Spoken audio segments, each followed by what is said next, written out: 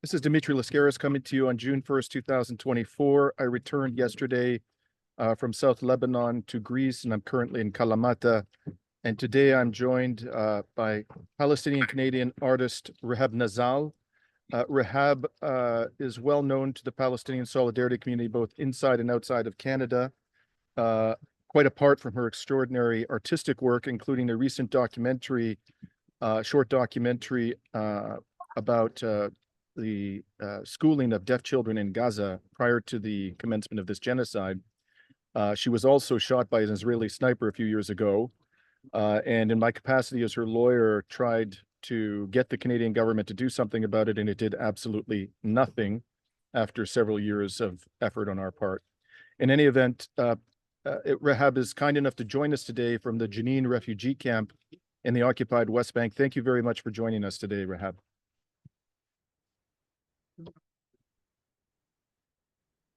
Rehab, can you hear me? Thank you, Dimitri. Yes, it's cutting. The connection is not that great. Okay. Let's try, I would say. Let's try. Yeah. Okay. So why don't you tell us what has happened in Jenin over the last few days? Okay. Well, I'm speaking now from the house of a Palestinian woman. Her name is Palestine. She was imprisoned in November. Just a week earlier, they arrested her two sons. Then at the end of November, they came, invaded her house after midnight and arrested her. She has a daughter, 3 years old. They ripped her from her house and took her.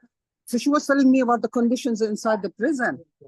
For 6 months, no connection whatsoever with the outside world. Nothing, not her family, not news, nothing. 72 women in prison with her, over 25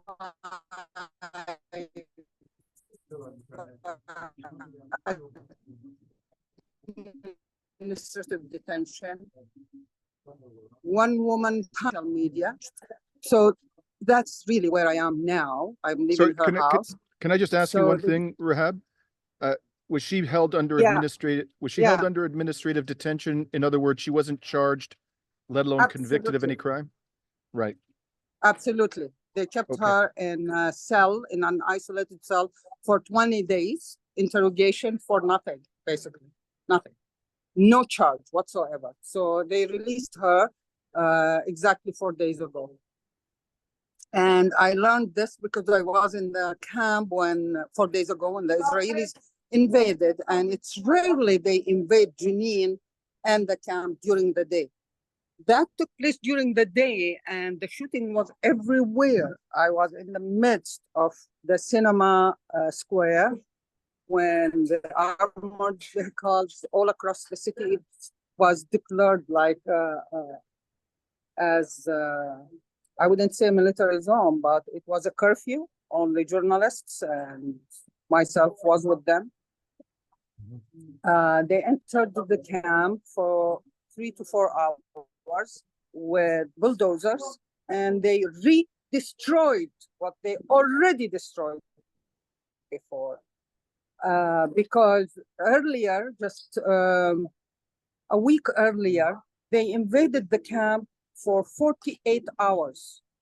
And that was one of the worst invasions because they occupied homes, and they used these houses as a station for snipers. They killed a teacher, they killed 2 school children, they killed a doctor at the entrance of the hospital, and all civilians. They killed 12 civilians. 12. Rehab, you and I. Sorry, you and I were there. Please, I'll let you continue a second. But you and I were there together. We went twice. I believe it was in March. And by the way, for those of you who haven't seen those reports, they're on my YouTube channel. And you look back in March, and you'll find several reports from Jenin, as a matter of fact. Would you say that the level of destruction of the civilian infrastructure there is considerably worse than when we saw it together? Or is it more or less the same level of devastation? Absolutely. I'm sorry? No, it's worse. It's absolutely worse. It's worse.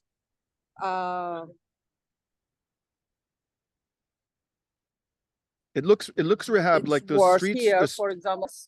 Sorry, go ahead. Go ahead. These are the streets. Right. What you were just showing us, the Star of David, was that left by the Israeli military recently? The streets. Yes, yes. It's you find the Star of David and stores. They destroyed when I entered just 4 days ago. They destroyed a grocery store, has nothing to do with anything. A bakery, they demolished it entirely, and the water pipe that was repaired because the refugee camp of Jenin has no water for over 6 months. The people buy water. Look at the destruction.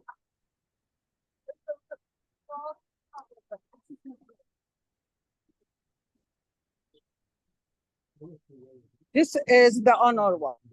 The UNRWA was occupied also during the 48 hours invasion. Many documents were stolen. You said, lots just so of people, destruction. Look how they just so people understand, you're referring to the United Nations Relief Works Agency. Is that what you meant when you said UNRWA? Yes. Right. Yeah, And UNRWA, the center in the camp, in camp. So is this the main headquarters of UNRWA that you're showing us? Yes, exactly. And this is a destruction. They're repairing it. You and I were from the other side, but all the doors, as I showed you, were blown up by the Israelis. Right. This is a door. You could see the bullets, of course, all across the street here. And they shut down the main entrance of the UNRWA. This is the main entrance you and I saw. You remember it? Yes, I do. I do. They piled up all that dirt and all that dirt and concrete blocks. They've piled it up. Absolutely. That's the UNRWA. And now they're repairing. But it looks like that building right now is unusable. There doesn't seem to be anybody in the building. Is that correct?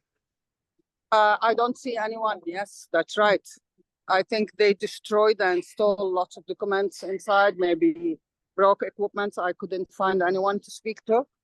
But here, this vegetable small store here, Salam Alaikum, it was destroyed. It was bulldozed entirely, but the man, the owner, he fixed it the next day. You could see here, he fixed it. There was a mural here. This what remains from the mural. This is the destruction in this neighborhood.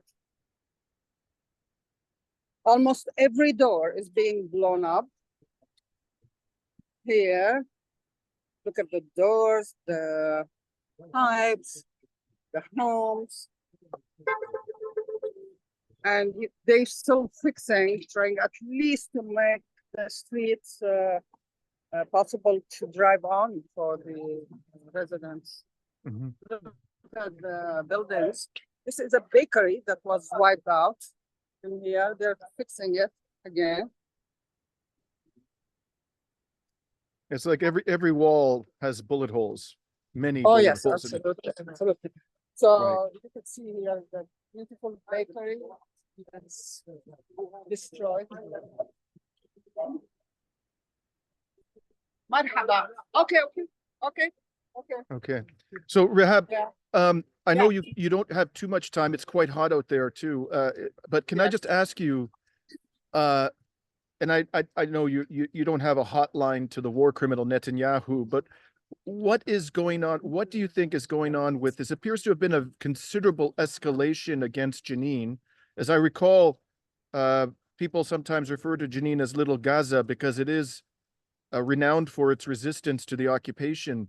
What do you think is going on here? Is this just blind rage, sadistic behavior, or is there some kind of method to this madness of the Israeli military? Well, Dimitri, if you think about Gaza, 75% of Gazans, if not more, are refugees, Naqba refugees. Here in West Bank, all the refugee camps are being targeted in the West Bank. It's the UNRWA on the other side is being targeted. So it's the right of return of the refugees. That's in one hand. On the other hand, the genocide, it's against the Palestinians everywhere. I mean, why would I just speak about Jenin and Tulkarem, in Tubas, this morning in Balata, in Nablus? It's the same thing. And just 3 days ago, the finance minister, the Israeli, threatened publicly that he's going to turn the West Bank into Gaza. This is Smotrich. They're right? doing it, but slowly. Yes, Smotrich. Right. Yeah. Look at the last destruction in here. Properties, homes, streets, everything. They want to bury the refugees and bury their right of return. That's what I believe. That's what I think what they're doing. And they will not succeed, of course. Look, Right. this is private car with their bulldozers entered here. And Rehab, Yeah. anything else you want to add before I let you go about what you've seen there today? No, actually, it's so hard even to concentrate in here. Okay. But the third cemetery that you and I saw, it's full now. there were, if I recall, there were a few dozen freshly dug graves there now, and there was quite a bit of space. It's packed. Left. It's packed. It's packed again. That's the site Yeah, that was yeah. intended. It was intended to be a theater. Yes, absolutely. The Freedom Right. Theater. Right. That's the destruction. So Rehab, before you go, please tell us very briefly about your extraordinary documentary and how people can watch it. I mean, my documentary, Vibrations from Gaza, it's titled, and it's about the deaf children in Atfaluna Society for Deaf Children in Gaza. I made it in 2022.